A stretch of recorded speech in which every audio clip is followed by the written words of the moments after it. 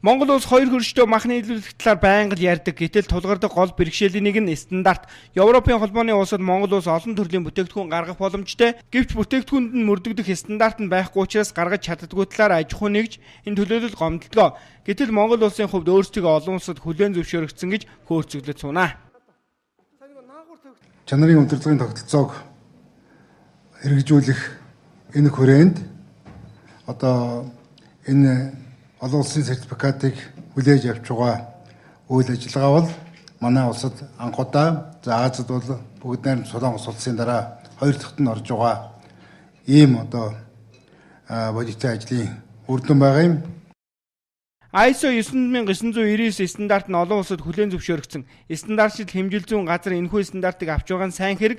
Гэхдээ энэхүү стандартыг аж ахуй нэгж бүтээгдэхүүнд мөрдүүлэх тал дээр илүү анхаарах шаардлагатай юм а. Үүнийгээ хийж байгаа гэдгээс дараах байдлаар тайлбарлаж суuna. Чанарын удирдлагын системийг яагаад төрийн байгууллага нэвтрүүлэх зорилт Монгол Улсын засгийн газраас тавьж ийн гэвэл ерөөсөө төрийн үйлчилгээ бол хэрэглэгчид төвлөрсөн байх хэвээр.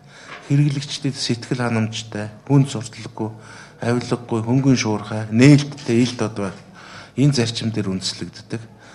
Монгол улсад төрөл бүрийн хэдэн мянган стандарт бий. Эдгээрийн ихэнх хувь нь зөвхөн дотооддоо мөрдөгдөх. Харин олон улсад хэмээн хүлээн зөвшөөрөгдсөн стандарт 3 дарам цөөхөн. ISO олон улсын стандартыг мөрдүүлж бүтээгдэхүүнээ үйлдвэрлэж байгаа аж ахуй нэгж хүртэл цөөн байна.